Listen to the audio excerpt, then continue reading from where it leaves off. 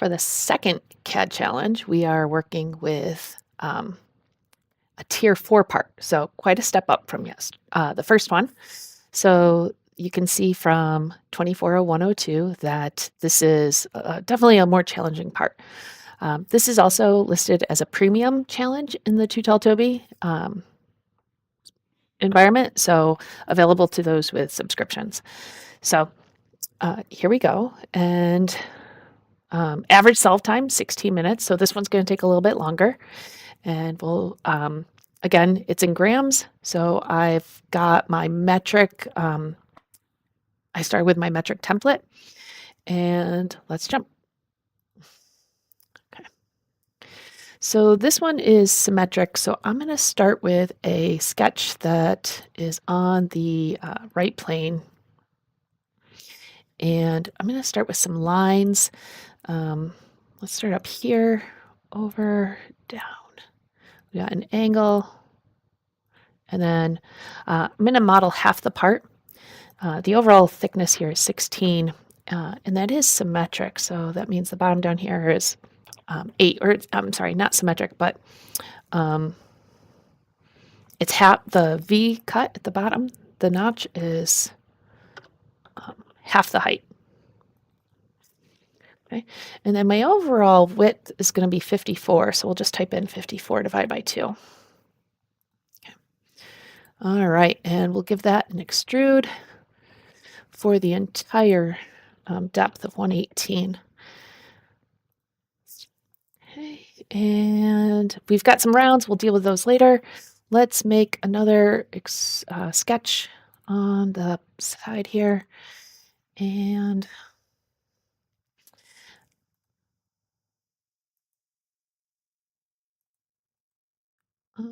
let's see here. Let's give this a height of 42. And let's give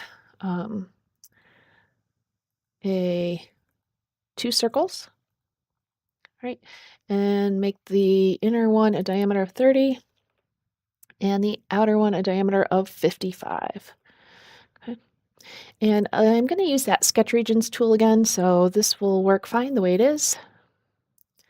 And actually, I want to go in and add that second circle in for our counterbore while I'm in here.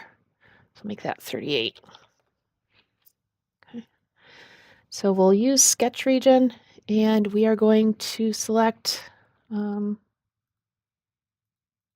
all these areas to extrude the other direction for a width of 14. And then we can pick these sketch regions to extrude the other direction for a depth of 4. Okay. That sketch is not going to hide itself. We'll have to hide it, but that's okay. A couple of rounds to add before we move on. So the first round, we'll make this one here. We'll set that to 12. And then we'll do a new set for, these are going to be 6. Little bit of a tricky over here. We don't want it to be tangent. So that one we're going to have to go into details and make it not tangent, but rule-based. And then we get the single edge going up because it does not go around. So real interesting thing there. Also in Creo, you can have multiple radii on one feature. So one feature of rounds, and that does transfer to both. We got the notch on both sides. Let's mirror this. So that is going to be a body mirror. So taking the entire part and mirroring it over the front plane. It does not automatically make it one object. So if we want it to be, then we should select both those bodies and merge them. So last thing we'll do is extrude the slot on the top. And I'm not doing this the sketch region for this one. I'm right in the extrude, so I'd either have to trim out that sketch or I can use the palette tool. Okay. And we'll give it some dimensions here. We got an overall 8 or 16. The overall Length of this slot is 99. I'm gonna slide it back over here and dimension this as 9 from the end. Middle click to place that dimension. Okay. And we'll flip that through all. And I'm thinking that looks right. Control D. And we're gonna check.